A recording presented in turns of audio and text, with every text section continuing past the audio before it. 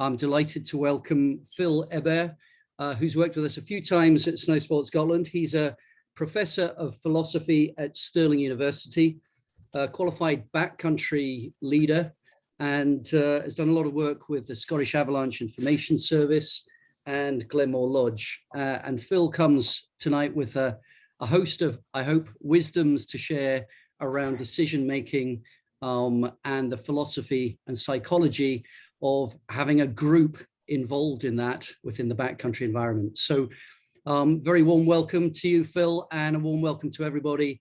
Over to you, Phil. Thanks so much, and thank you for having me. Great. So yeah, everyone, I think given the group size, I think we already mentioned earlier, Ian, just to keep it sort of a nice discussion group. So if people have questions, fire away. And just sort of interrupt, raise your hand, or I don't know, Ian, exactly how you said you're going to do this via comments, right? Yeah, I think if everyone just want to fire any comments, thoughts, chat or questions into the chat, that would work just perfectly. We can share those with Phil when he's got a natural pause. Cool, excellent. Okay, so just going to tell you a little bit first of what I'm going to talk about. Give you a bit of an outline of the talk. I tried to sort of put some pictures in there, like this one. You know, that's just Glen Shee on a bad day. Not quite, but pictures like this just to keep you entertained as well. So what I'm going to do, I'm going to tell you quickly a little bit about myself, how I got into this. I'll tell you a little bit about group decision making, and sort of raise the question: is it as bad and difficult and complicated as people think, and as it often is portrayed? And then I'm going to try and have you think a little bit differently about group decision making, namely that a way of thinking about it that really emphasizes the merits of this.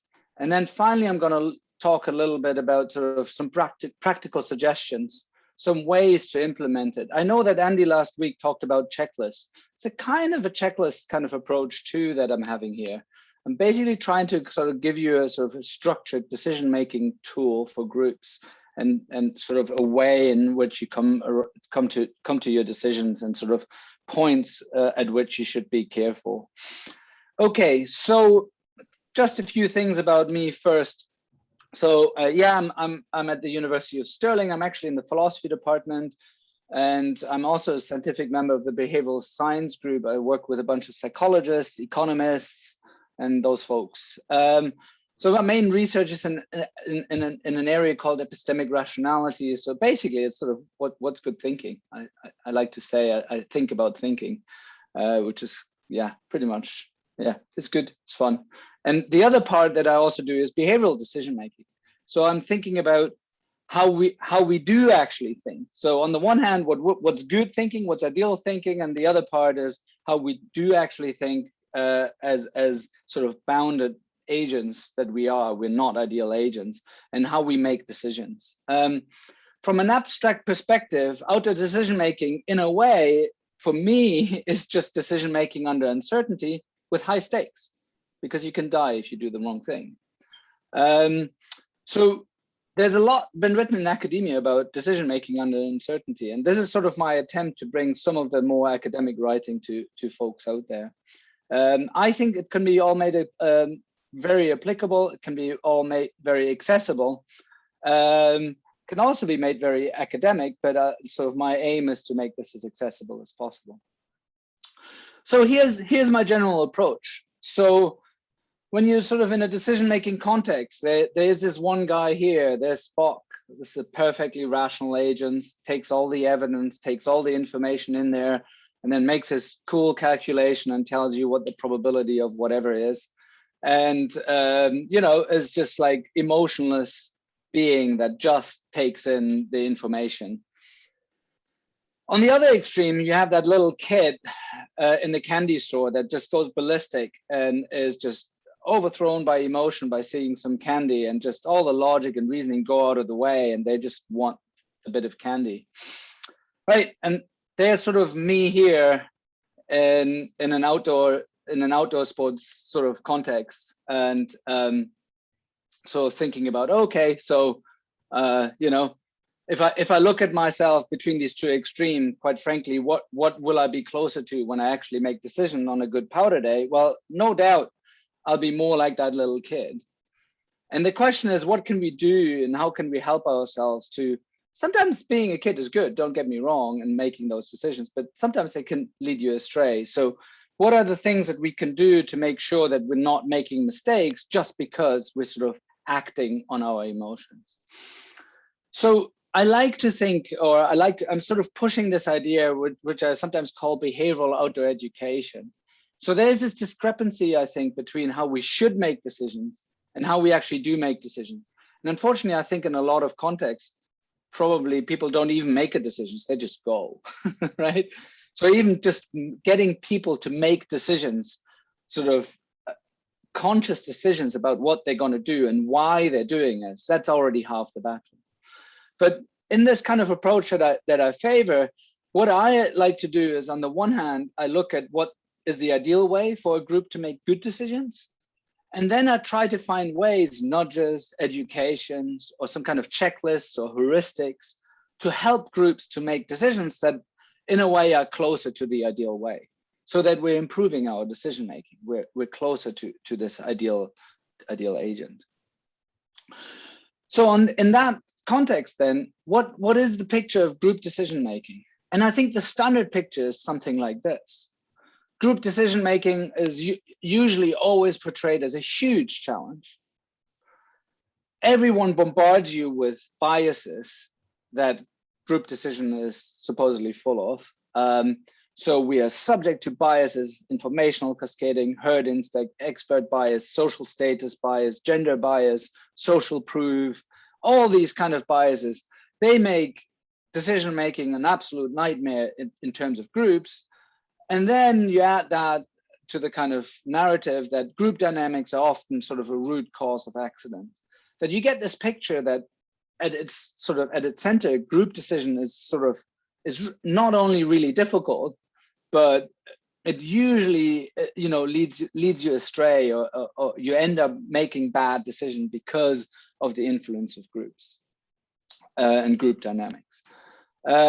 There's a great example, of course. They're always like this. They're always, they're interesting examples. If you have the time, have a look at this link to Snowfall. This was an accident at Tunnel Creek. Really interesting about the group dynamics there. I think what's important to realize that there wasn't really a group, and that was part of the problem. That then there was never a proper group that formed properly to make good decisions. But that's sort of the picture. And what I want to sort of suggest is something slightly different. I want to sort of first, in a way, emphasize the importance of being in a group.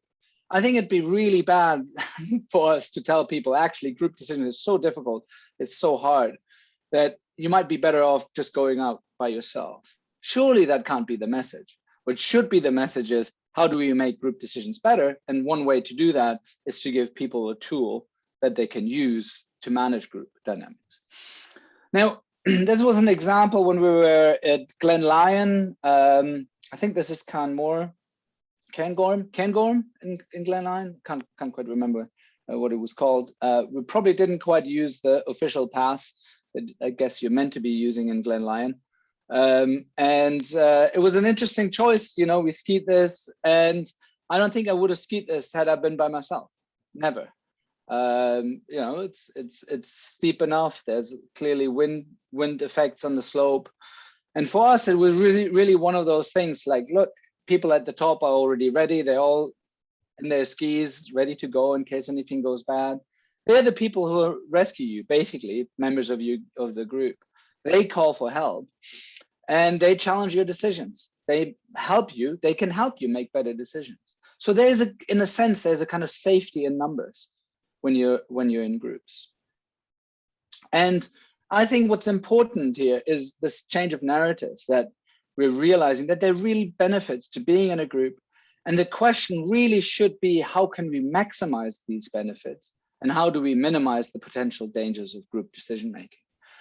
And in order to do that, we need to properly understand what actually are the benefits of group decision. I listed some of you, namely, those are the people who can help, but that's not it. I also mentioned the third one, they can challenge your decision. They can actually make you make better decisions. Okay. And now what I'm going to do, I'm going to give you an example. I'm going to step back from this, and I'm going to give you an example from a completely different area where deciding in groups decisively led to better decisions by the group than its individuals. So this is part of changing the standard pictures, and I tried to get to you this idea of wisdom of crowds. Okay, so apologies for this picture. This is this is a little bit out there. This is a very classic example. I don't know whether some of you have come across it. This was a very famous experiment by the statistician Francis Galton in 1907. And this is the famous Price-Ox experiment. Okay, so what did he do? He had 800 people attending this farmers meeting, where there were a bunch of very competent sort of judges of the weights of oxes, basically. And so they were all kind of specialists. They had very much sort of good expertise about this kind of stuff. And he asked them, put down the weight of the ox, judge the weight of the ox. The actual weight of the ox was 1,198 pounds. And then what he did, he took all those 800 responses that he got, added them all together, divided them by 800 so that he gets the mean average, the average rating that people gave in total. And what was it? It was 1 pound off. It was 1,197 pounds. Okay, it's phenomenal. Like, as a group, those guys got it nearly completely right. But what's also phenomenal about it is that if you sort of just look at the average response, so what's the kind of mistake on average that the people actually made? On average, people were 37 pounds off. So even though your average punter was 37 pounds off, if you all put it together, they nearly were bang on correct. You think this is magic? Well, it isn't, because basically some people overestimate, some people underestimate, and that sort of canceled each other out, and you ended up getting to the right number. Okay. That's, I think, a really fascinating experiment. Has been repeated on a number of occasions. It's really a fantastic effect, this wisdom of crowd effect. Now the question is, can we do something similar in an outdoor kind of context? Okay. Now, of course, outdoor decision making is more complicated and different. Maybe, well, who knows, more complicated. I mean, you need probably quite a good experience to be a decent judge of these ox's weight. But how can we make this relevant to our context? And here's a story that I want to quickly tell you. There's the story of the expert coin. Okay. So imagine you had an avalanche coin. I call it an avalanche coin. Okay. And it's a biased coin, and in that it is 80%, in 80% of the cases, it gives exactly the same answer as the most experienced avalanche expert. It's really magic. So, you know, it's this kind of stuff that you really want for Christmas. Okay. So pretty much just with this coin, you become nearly as good as an expert. In 4 out of 5 cases, you basically give the same answer as the expert does. Okay, if you have a choice between 2 slopes. Sort of simplifying, it's sort of a bit of a story. Now, imagine you go out skiing with 2 friends, and they're both of your friends also have that coin. Say it's a coin from a slightly different company, slightly different software, works a little bit differently. So in the relevant respect, these coins are sort of independent. And now you make a group decision. Okay. And now you have 2 options. Well, you can do one thing, namely, you just get one person to get their coin out, flip it, and be happy and say, look, this is good enough for us. We'll just go with that one coin. And so you go with that choice. On the other hand, you have another option. The option would be all 3 of you each flip their own coin. And then you go with the majority decision. So you go with the one that has either 2 or 3 votes for it. Is there going to be any difference? There's going to be quite a significant difference. In option 1, you got an 80% of making an expert decision, 80% chance of making an expert decision, basically. In option 2, magic mathematics tells us that now you're up to 90% likely to make an expert decision. Again, noises, mistakes can cancel each other out in the software, as it were, and can make you more likely to be correct. That's the kind of basic message I want to get across, that there is sort of this wisdom of crowd effects that actually, even in an outdoor context, we can try and harness. It's theoretically there. The question is, how do we make use of it? And the way I'm trying to suggest we should make use of it is a way in which I think really sort of helps us shape group decision making. Okay. Phil, can I jump in with a quick question? Sure. There? This is Ian. So I'm just intrigued about your magic mathematics. I don't know if anyone else is wondering this one, but can you explain a little bit of exactly what the magic mathematics was to take it to 90?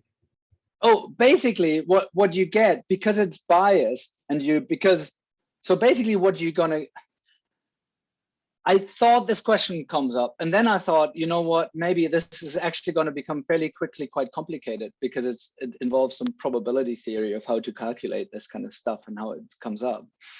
And I have a really nice decision tree in my paper that explains that, exactly how you come up with that number. But basically the thought is, if you have these coins that are biased, like these ones, towards making the right choice, and you throw them, and they're sort of in some respects independent. So only because that coin gives a certain kind of output doesn't mean that the other coin is more likely to give that output. That there's a sort of statistical requirement on that. Basically, you have more chances of getting it right. And because you're now flipping 3 coins and you're going with the majority, you have more chances to end up at the right option. With 1 coin, you're going to have 80. But if you throw 3 coins, then basically the opportunities where the 2 times you're going to get the right answer, they come up more often. They're going to be more options for that. So you end up with something like 89.1% or something like this of a probability of getting it right. What I'll do is I can at the end of the talk, I do have a link to the paper. And there's an appendix that explains a little bit the mathematics behind it. I think it would go too far afield to go through that. Trust me on this. That's pretty much, I'm very confident that that's okay. So is that okay? Yep. Or do you want me to try and, okay, No, cool. perfect. But basically the thought just is, again, you just have that phenomena that people, you know, because people sort of might,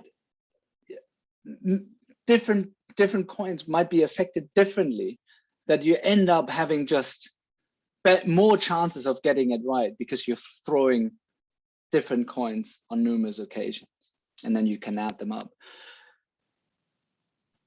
Let's bracket that and then move on to what I want to take from this. So what I want to take from this are a number of things.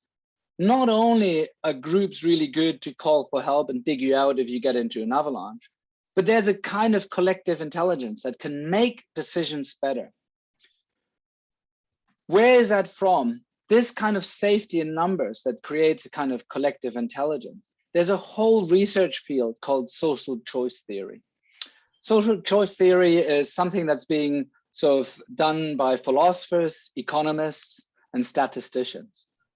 And basically, the idea there is that group members do not just provide, sort of apply to our case, do not just provide assistance in case of an accident, but they can work together and create sort of intelligence, collective intelligence. What does that mean? Think back about the coins. Each of individual member, as it were, had an 80% competence of an expert. What that means now with this kind of idea of using majority voting, groups can, in principle, make better decisions than the individual members and even exceed the competence of the most competent. So groups can even be better than some of the most competent people within the groups, okay? Because everyone can help. I think James has a question. Everyone can help to contribute to that, to the decision. There's some, I should say, there's some requirements for that, but James, you have a question? Apologies if you're going to cover this in like 2 minutes time or something. No, go ahead. The practicalities of, obviously the coin is somewhat abstract. We're not standing at the top of a ski slope tossing our coins, like, oh, there's 5 heads or 2 tails. We go for a ski or not. Are we talking in practice? One person says, I think we should hit this slope because of this, and this. And somebody else says, let's not hit that slope because of this, and this. And they bring up things that somebody else wouldn't have thought of. Is that how it happens? That's pretty much how it happens. I'm actually going to talk a lot more about that. And in fact, that slide kind of, I hope, picks up on some of the things that you probably had. First of all, there are no such coins.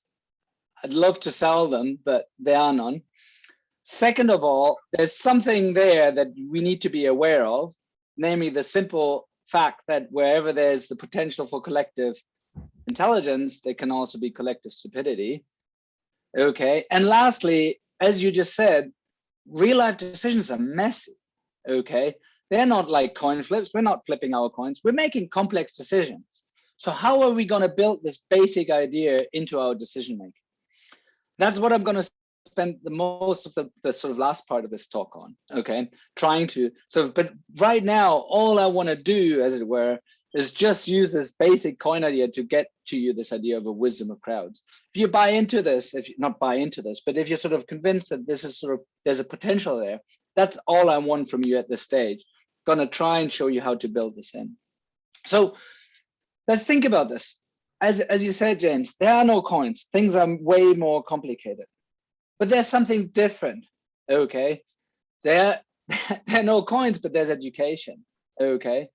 So the very first thing to remember is that in a way, education, all the training that you do kind of has the effect of an expert coin, because you're more likely to make a decision that the expert would make. Okay. So that's the first thing. The more you learn about how to read avalanche forecasts, how snow works, how the terrain, the weather, and the wind affect the safety of a slope, the more you can become like an expert. The coin is just a shortcut, basically, in that story. Okay. So this is the very much the first crucial thing here. Individual competence is the foundation of group competence. You need to have good competence of individuals, and only based on that skill set can you build up good group confidence. That leads me to the second point about collective stupidity. Imagine somebody duped you, okay, and they sold you this coin, but actually the software doesn't work. And imagine now that that coin actually only had a 20% chance of making an expert choice with regards to 2 slopes. Okay. What would happen now if you did a majority voting? Well, what would happen now is that the majority would be maybe as low as 10%. Okay. So the mechanism of collective decision-making and creating wisdom of crowds can very quickly go into reverse. And it will go into reverse if you don't have enough knowledge and competence and skills to start out with. Okay. That's, basically the mechanism is the same. There is no magic here, strictly speaking, because it can go in both directions. If it only could go in one direction, it would be mad.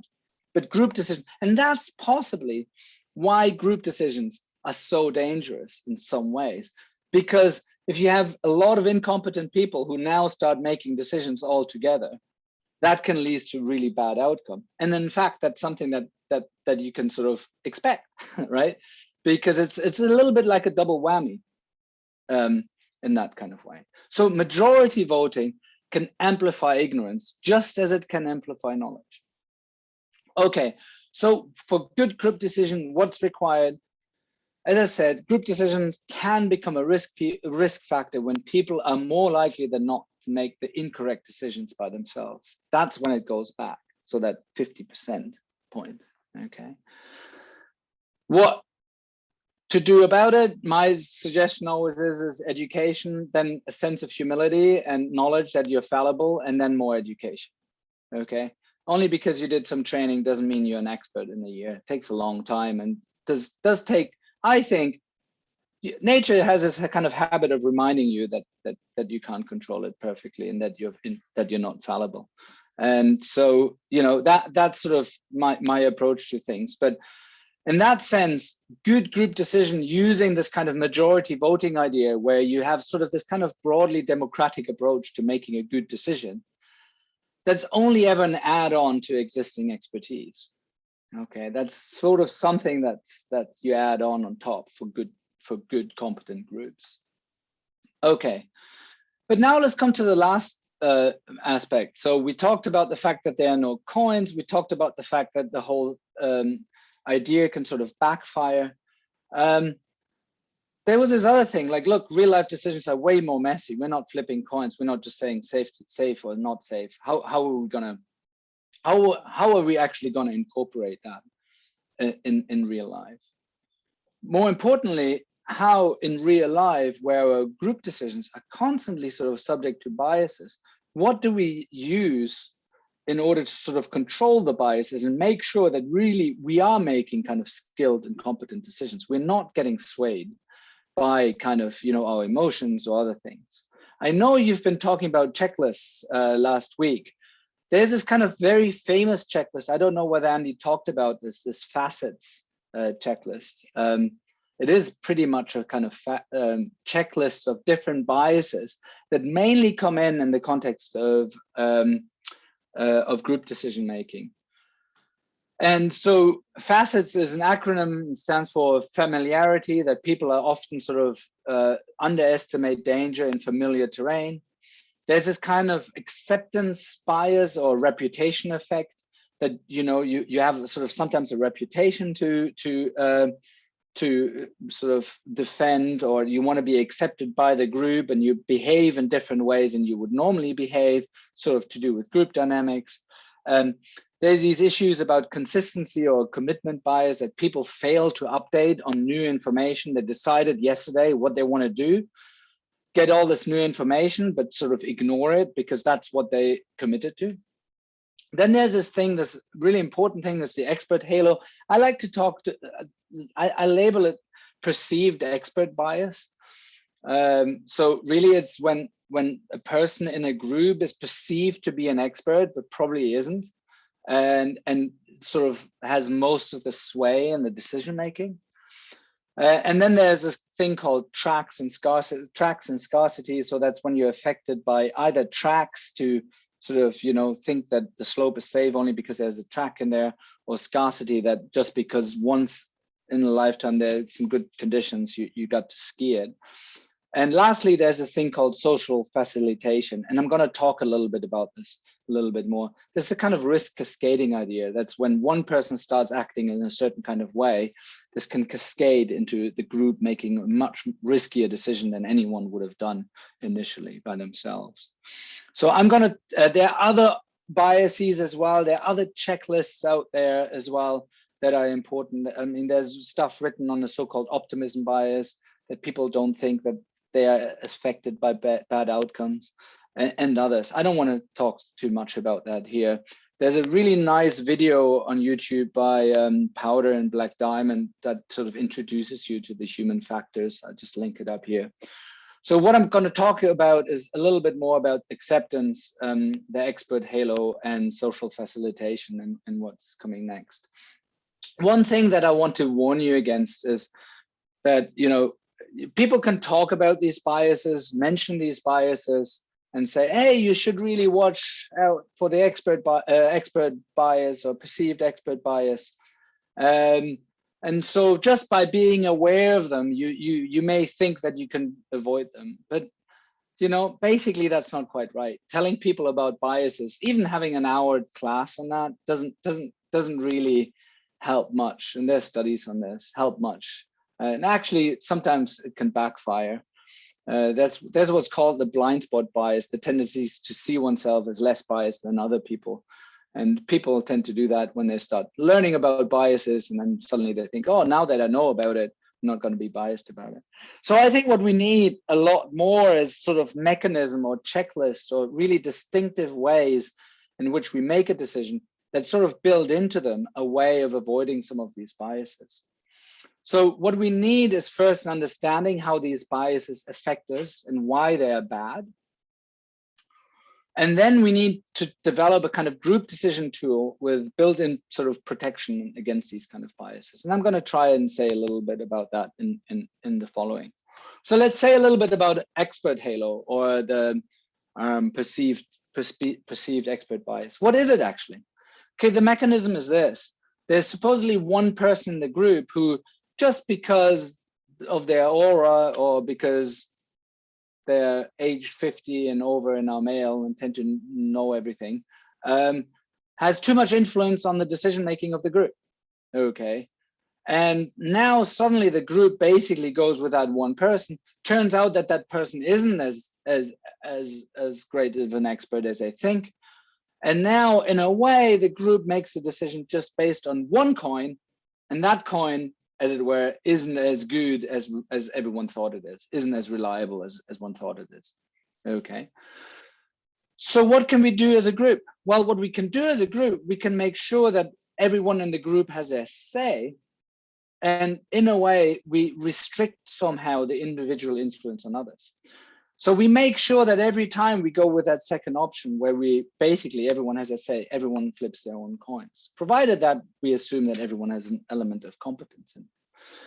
That would be one way of trying to make sure that we're actually engaging directly with something like the expert halo.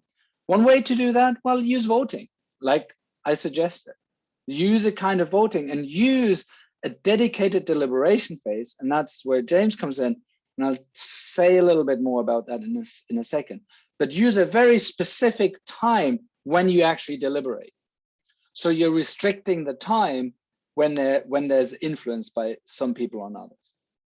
Okay, so let's talk briefly about social facilitation or cascading effects. So the cascading effects are following phenomena. They're a phenomena where somebody says, oh, I think this is a great option, say the riskier one.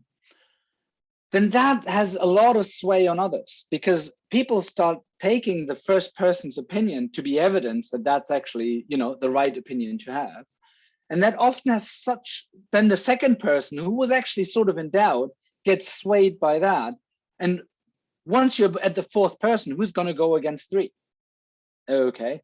So you have this cascading effect, such that suddenly, only because the first person might have made the wrong decision and opted for the riskier choice, but they were just sort of tempted by it or whatever, suddenly all the other ones, because they treat it as sort of evidence that they made the right decision, end up making this very risky choice. This is a kind of cascading effect. So that's the phenomenon. But think about how that phenomenon comes about. You have first one choice, then you have another choice, then you have another choice. So what can you do? Well, you can vote non-sequentially. So instead of sort of going around in a group and have the first person say, hey, I think we should do this, and then the second person say, I think we should do this, you actually vote all at the same time before you actually have much of a discussion. I'll give that tool in a second. How can we do this in an outdoor sports context? I'll say something again. I give you this sort of checklist tool in a second. Last one I wanted to talk about is acceptance, so the reputation effect. So when you're sort of in a group, hey, you're the radster, so you think you always have to sort of do the kind of, go first and do rad stuff or whatever it is, okay? So basically people act in ways to fit into the group or to protect their perceived reputation, and might end up doing something that actually goes against what they want to do, just because they sort of want to fit in. It's kind of a herd instinct stuff. So one way to do this, and this is usually done in other contexts, is to do anonymous voting. I actually don't know who's voting for what. Okay. Now, can we use this all in an outdoor context? So all of this was sort of academical. And so what I want to do now is sort of turn this all into a sort of a type of a checklist model of group decision-making, what you can do. And this is based on a paper by myself and Michael Morrow, who's a social choice theorist up in Tromsø, He's also working with a bunch of psychologists and economists on a dedicated project called GUEST on avalanche decision making. So we wrote this paper together. It's just forthcoming. And I should say a lot of the stuff is influenced from looking at psychology literature, but it's also influenced by the use of this kind of social choice theory in forecasting and in so-called prediction models in a medical context and so on. So hopefully some of that can be applied here too. This is our suggestion. Well, the first suggestion is this. I think here's stage one. I think people think a good decision is just, making the right choice at the end. You only end up making good decisions if you started early, as it were. And starting early, and that's why we call it stage 0. It isn't really part of the decision making, but basically in the context of, let's say you just want to make a decision about the safety of a slope, you need to start collecting evidence and information right from the get-go. In fact, you start the day before reading the avalanche forecast. And what you do, you incrementally become more and more specific. So is it the avalanche forecast gives you all the background information that you have. Then during the day, you become more and more sort of homing in on your main objective. You get more and more information about this. You update that information. You see whether it actually coheres with the previous information that you got from the avalanche forecast. Whether there are any inconsistencies, that should raise red flags. If something is incoherent, if something doesn't mesh well with your forecast, something is going on here, okay? These are all red flags. But what we're suggesting for groups to do this, to gather evidence throughout the day, to share the evidence, but actually not to talk too much about the evidence during the day. Talk about the beautiful nature, talk about other stuff, but don't actually evaluate and discuss the evidence right from the get-go. Why? Because that's how you get influenced by others. If you're all good, competent decision makers from the get-go, what you need is all the evidence. Then everyone makes their own decisions about that evidence, okay? So this is the idea that you're sort of protecting your own decision initially and make sure that you're not too quickly influenced by others, okay? It creates your own freedom to be and make that individual choice yourself. So in some sense, you want to become an independent decision maker initially. Don't get too influenced early on. Well, what is stage 2? Stage 2 is the framing of the decision problem. And I think a lot of groups don't do this. And a lot of people don't do this. And I think this is really, really important. Before a group makes a decision, agree what the decision problem is. Are you making a decision about what the safest slope is?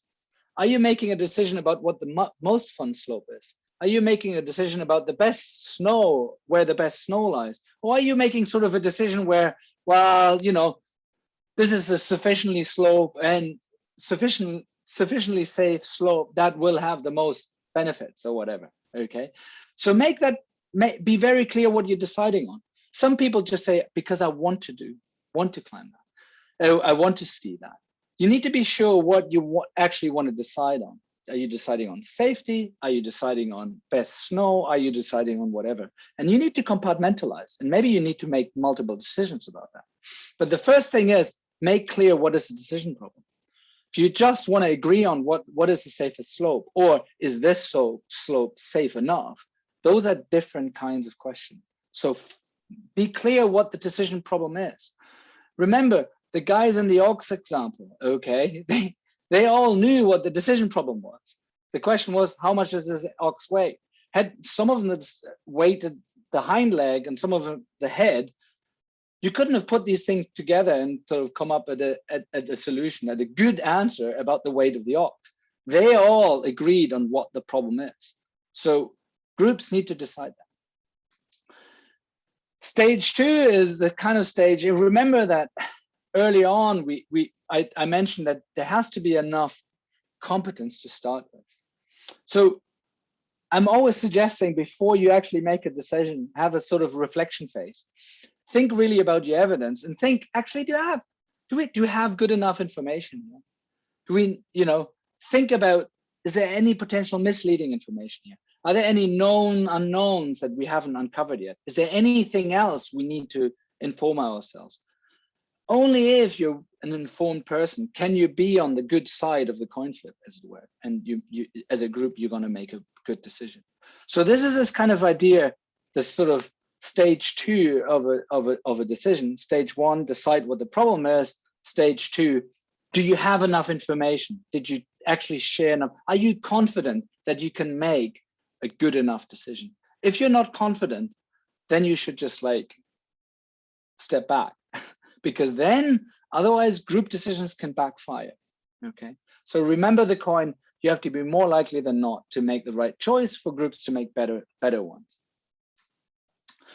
Then the suggestion is that we sort of talk about in our paper is to everyone individually makes sort of shares their choice or their decision, preferably anonymously or at least non-sequentially.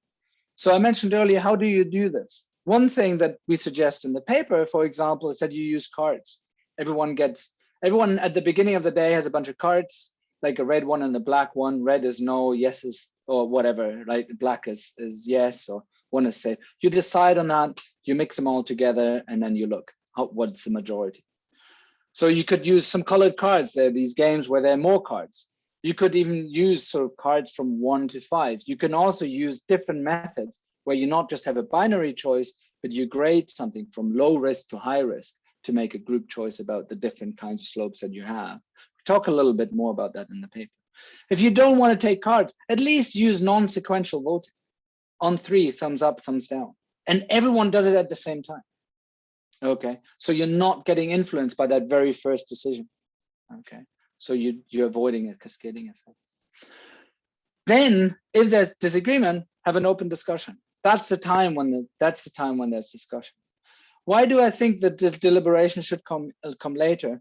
This is sort of influenced by decision-making tools called Delphi and similar things, where they identified really deliberation as much. Deliberation can help, but it can always backfire. Any deliberation process, just as it can make you a better reasoner, it can make you a worse reasoner as well. And you need to sort of really first anchor yourself to your own beliefs, what you think. That's why you're first sharing your own information. And then you have a specific time when you're actually deliberating. And here our suggestion is focus again what the decision problem is. Remind yourself of the decision problem. What is it actually we're discussing? Why do we sort of have the different kind of decisions? In a way, there's no need, if you made it anonymously, maybe don't divulge your previous choice. And of course, be respectful to the opinions of others and give everyone time. Everyone should have the time to deliberate and participate. Okay. And then you make the final choice. Okay, this sounds like a mouthful, and maybe that won't always go, I know, but that's basically sort of our suggestion, is to really harness this idea, the potential at least of some kind of wisdom of crowd effects. Now, what do you do if there's still disagreement at the end? I think this is a really tricky point. What do you do at the end? Sometimes you can split up the groups. Sometimes you might want to say, hey, because this person said no, we all turn back, and that's cool. I think what you should have a discussion beforehand as a group, what do you want to do in these kind of situations? Whether you want to sort of actually say, if in the end of the day, there's actually somebody disagreeing, we still don't go. It might be the right choice, but we still don't go. It's a difficult one. And there's sort of pros and cons to this, exactly what to do. Okay, so let me say a little bit more about this. Oops, what happened here? Let me say a little bit more about, in a way, wrapping up the kind of democratic approach. And basically, it's a democratic approach to risky group decisions that we're sort of trying to not to sell, but to suggest to you. And that is best, this kind of approach is best used with knowledge and experience. As I mentioned earlier, it's an add-on, it's not a replacement. Now, also I mentioned that it requires and draws on an individual expertise and also accepts divergence of opinions. Finally, it empowers individuals to make their voice heard. It sort of is this kind of theme that I'm sort of pushing forward, is a flattening of a command structure. If you have a group where each individual is well trained, you should have a flat command structure. You shouldn't have one person who always decides this. This is kind of a way of a tool to make sure you get that. And lastly, I try to suggest that it can help avoid expert bias, acceptance, and cascading effect. There might be other benefits. Nothing out there can guarantee you that none of this comes in. This doesn't exist, but that at least offers you an explanation of why you might be able to avoid some of these things. So there's a sort of distinctive rationale behind it. Good. So this was just initially in the context of decision making about the safety of a specific slope. There are other uses of this. So you could, for example, use it in a planning decision. The day before, you sit together in a group of 4 or 5, have a thought, okay, here's option A, option B, option C. Which one do we go for? You can use something like this majority vote, everyone at the same time, and do the same thing, right? This doesn't just have to be restricted to this one decision later on. In fact, I think it really fits quite nicely to the kind of idea that I'm not sure, I think Snow Sports Scotland is probably supporting that too, but definitely SAIS has been pushing the idea of the Be Avalanche Aware leaflets and the kind of training that comes with it. And there they have this concept of key places, this idea that throughout the day, there are key places where you have to make a decision. Well, those are the decisions where you just make those decisions in a group. You can make it a bit of a game, and you can turn this always into a kind of a vote that's sort of structured roughly in the same way. Of course, you might have to adapt it in some kind of ways, but it's easy to adapt if you know the rationale about why you have these kind of different stages. It can also actually be used in other contexts. I think, for example, coaching, right? For example, if you have a teams of coach, how do you make decisions when you got a team of 2 or 3 different coaches? Well, again, you can try and adapt this kind of approach of a majority voting. And there's some other suggestions that we make in the paper. For example, also, if you want to make your coach's voice heard, you can sort of involve them in the decision, have part of the vote, and make it somehow anonymous or non-sequential so that they don't just sort of try and tell you what they think you think as a coach. Lastly, I think actually it's important also in an operational context.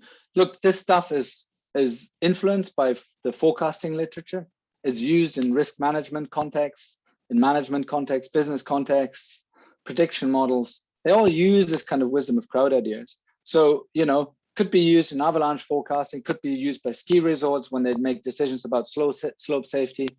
Glenmore Lodge has morning sessions when they say which slope will be, sort of which kind of danger level different slopes might have. All this voting could be done in groups.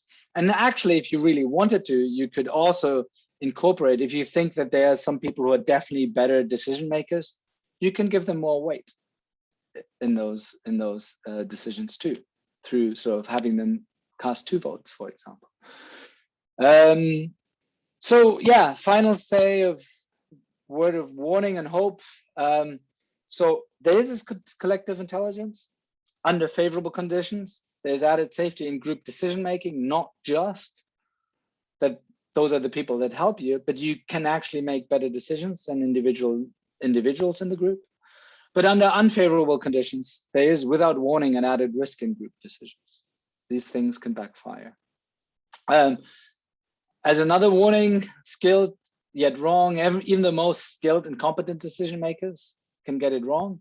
However, they're much less likely to do so. That's the main thing that skill gets you, sort of similar to a coin. But I know there's more to it.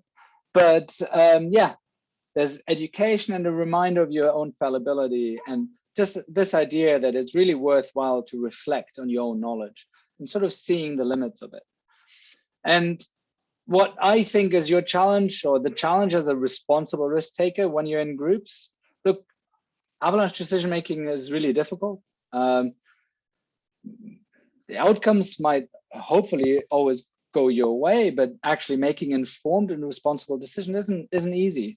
And basically what I try to suggest to you, that there's an often untouched potential of the wisdom of groups. We can work together and actually make, in the end, better decisions. But ultimately, it's up to individuals to learn when and exactly how to make use of it. Thanks for listening, everyone. If you have comments, suggestions, I know we have a discussion. Otherwise, you can always email me too. And here's some additional reading. I also leave that here for you. A lot of the talk was based on this paper that's forthcoming now. And there are two other really interesting papers that are really worthwhile reading. One by Benny Zweifel. He's from Davos, Switzerland, and he has a group check tool. It's also kind of a checklist tool for social group decision making. And there's another paper. If you can't get access to it, just let me know. I can share it with you. It's sort of a more experimental work on group decision making and avalanche terrain. Excellent. Thanks so much, everyone, for listening. Everyone blinded by science. None at all. Oh. So imagine, Phil, there's a fine line between, now don't hear me positioning myself as an expert in avalanches here. There's a fine line between an expert that's say 80% chance of getting it right, like the magic coin, and somebody who knows a little. I mean, we all know that, what is it? Something like, the people that think they know, that know very little, that think they know more than you know, are the most dangerous. How do we avoid being the person that thinks they know more than they do, but being, I mean, yes, humility, I suppose, but is there anything, I don't know, from your research that helps you avoid that bias? Perfect. So I think that's a great question. So the effect that you're alluding to is called the Dunning-Kruger effect. This is this effect that people who tend to be not terribly competent in something tend to have a sort of overinflated sense of their competence. So it's a little bit, it's higher than it should be. Sometimes people misunderstand the Dunning-Kruger effect and think that people at the bottom end think they're amazing. They're not necessarily thinking that, they just have an overinflated sense. But what you're talking about basically is, how do we make sure in an avalanche decision-making context that we don't have overconfidence bias? Because you'd rather have underconfidence than overconfidence in this kind of context, right? I mean, that we all agree with, right? You'd rather sort of step back and don't ski a bunch of really beautiful slope that actually turned out to be safe, than go and ski those that are not safe, because you sort of make the wrong decisions. Especially when you can make the wrong decisions, quote unquote, get away with it, and then think you made the right decision.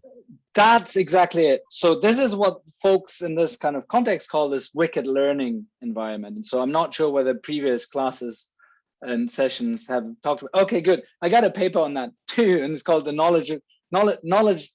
So it's called Know Your Competence. Okay, so how do you know that you're competent? And here's the problem. Because the feedback environment in an avalanche context is wicked, it's really difficult to know that. What do you mean with wicked? Or what is meant with wicked? What is meant is that the quality of your decision isn't really reflected in the outcome. So as you just said, you can get totally away with it and ski an awesome slope, but actually it was nuts to do it. What's the feedback that you get? You skied an awesome slope and it seemed safe. Okay, yet you clearly, by the standards of every expert, that was just stupid to ski.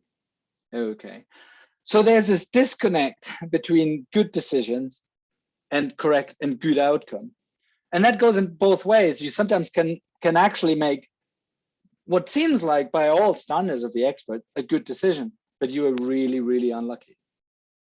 Okay, that happens too. Okay, of course, most people in retrospect find other evidence, and there's this hindsight bias, but I think there's this disconnect.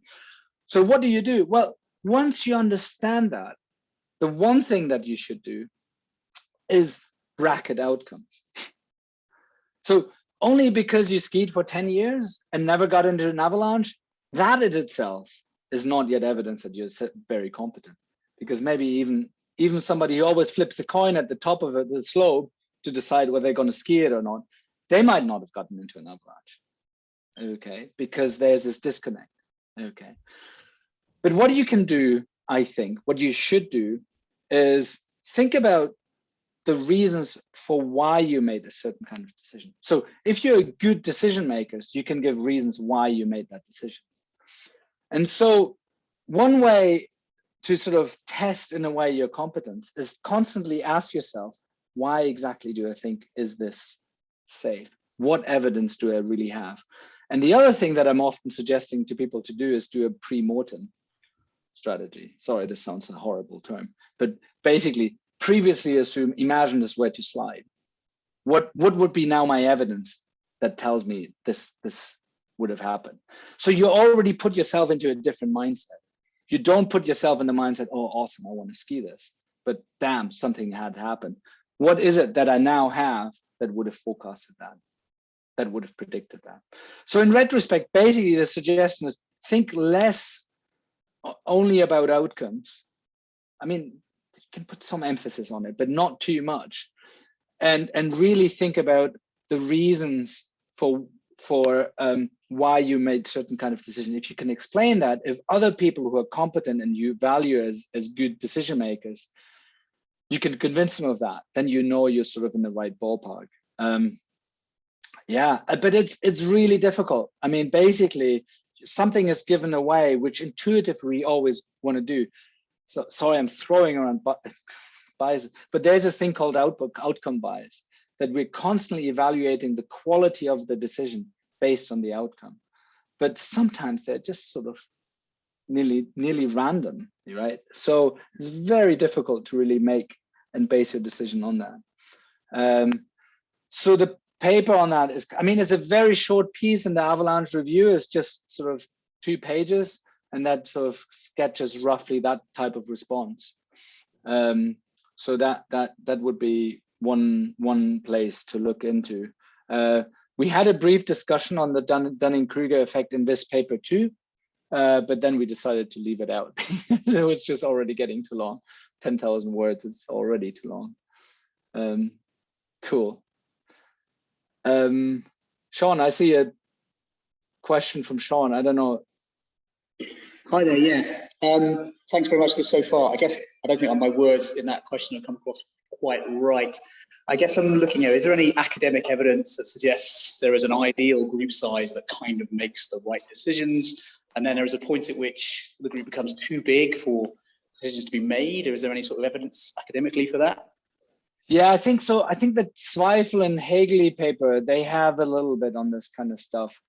So I remember Bruce Tremper talking about this in his book, and I think he suggests something like 4 to 6 or 3 to 6, depending a little bit on that. I think once the group gets much bigger than 6, I think there's sort of, things quickly break up. You might have different values. Actually, one of the interesting thing about the Tunnel Creek accident that I mentioned, that it was a huge group of people. They weren't quite a group, but suddenly they became more and more, and I think that was one of the problems. I don't know what's the usual. I think in the Vallée Blanche, the usual guiding size is 6. So that seems, at least, I think, sort of a number that seems to be manageable as a group. I don't know. I mean, from my experience, it sort of very much depends partly on the objective as well. What the good group size is. There's some objectives where I think, oh, it's no problem to go in a bigger group, just because it's, sometimes safety also is so that everyone is sort of equally fit and can move as quick as others is part of the safety considerations too. So then you want a kind of small group of individuals that you exactly know will work with you. But from a psychology point of view, I think I remember reading stuff that suggested sort of between 4 and 6, and after that it really becomes very difficult to manage. You will definitely need sort of dedicated leaders and that in order to make good choices. From the perspective of what I'm looking at, in principle, there's really not that. I mean, theoretically, you should be able to also have bigger groups and make the decisions, and maybe you might be even better off. But I think as a matter of fact, usually between 4 and 5, maximum 6 is the group. I should dig that up, definitely. I talked to Ian about this earlier because I expected a question like this, and I should have double checked, but I think Bruce Tremper has a little section on that, and he suggested that. That's great. Thank you very much. Yeah. Yeah. I mean, that was kind of the ballpark I had in mind, but it's interesting to hear you all. It'd be really, I mean, I think because it's such a practical question, it'll be really, it'll be the thing that I would like to sort of just, really talk to a bunch of guides and those folks, what their experience is with different kinds of groups, and see what they would recommend. I mean, it'll be very interesting to make an academic study of it, but also it'll be really difficult to assess what good means and how you're doing that. So maybe it's one of those things where actually going back to people like Andy and others to see what their experience is would be helpful there. Yeah, it's great. Thanks very much. Yeah, no worries.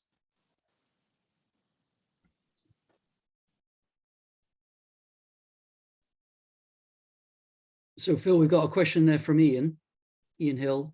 Does the decision-making process change if you hire a guide? And should you choose an old guide before a younger guide? Right. Let me take the first question. I think that's a really important thing, and I wish I should have actually alluded to this. When you hire a guide, you hire not hopefully just a perceived expert, but you hire an expert. So in that kind of situation, it's good to have an expert bias, because usually you're hiring a guide because they have an expertise that you're lacking. So in that kind of situation, you don't want to go up to the guide and say, hey, we should definitely use Philip's group decision-making tool and vote here. Because you want to make sure that the guide, who is usually the most competent and trained person, has its say. That, of course, shouldn't say that if you see evidence of weaknesses and evidence of stuff, you shouldn't point that out to the guide, right? I mean, that like, hey, isn't that something we should be worried about? I mean, that's the problem with I think sometimes guiding doesn't mean that you necessarily just like follow the, it's like following a dictator. You can have a conversation with the guide as well and ask them as well about their opinion, point out and learn from them as well. But in that kind of context, it would be unnatural to have a voting the way I'm suggesting. The voting idea was really for sort of groups of folks that come together, are all broadly equally good, equally competent, equally skilled, and now want to come to a good, responsible group decision. If you are hiring a guide, that's a different type of group. Okay, there you have an expert, and you're really relying on them. Now, of course, if you have doubts about them making a mistake or worried about the mistake, of course, you should talk to them about that. Okay, but I wouldn't say, hey, dude, by the way, can we use majority voting, as Philip said? That can backfire, because in those situations, you have a guy who's highly competent and a bunch of people who are not, and that can drag down the group as well to make a worse decision. There's some interesting stuff in there too. Good. Hey, choose the guide that you think is, I don't know. I don't think age necessarily matters. I think the guides are trained and qualified, and so I think age itself shouldn't by itself be a decision, and I shouldn't, from my perspective, advise what kind of a guide to get. I mean, guides have multiple roles. I mean, their primary role is their safety, right? But there are other roles that they're playing too, right? They, want to have a nice day in the hills, maybe some nice chats, and they have to be, you know, the right kind of person for you to go out with, and so all these things might play a role. And so, yeah, I don't think age is a determining factor. And from my perspective, I know loads of younger guys who are great skiers and super competent, and it takes a long time to get those skills, but those guys are also really, really well trained and have been working for this qualification for a long time. I felt it's Ian. I think that's a good Hey, response, you know, and I suppose it's probably just, it shows my kind of situation where I don't have much experience of going out without a guide. So, you know, it's really interesting to listen to your chat about decision making. And cool. I'm glad you find it helpful. Yeah. Yeah. I mean, what's your experience with hiring guides? I mean, do you have a preference? Well, do you I think don't have a lot of experience, but the one experience I have had, I was really glad with it was the Glenmore Lodge guide, and it was fantastic. And yeah, and that particular, I did the Holt route with them. okay. And then 3 weeks later, the Italian group went out, and they didn't make it. You know, they didn't make it to Hut, and I think 10 out of the 14 died. So it just shows you how important of decision making is. Absolutely. Yeah. No, and it's, definitely you want to get the right person, but you know, it's all about decision making, isn't it? And making the right decisions based on the conditions. That's right. Yeah, and that can be very challenging. Cool. Phil, I think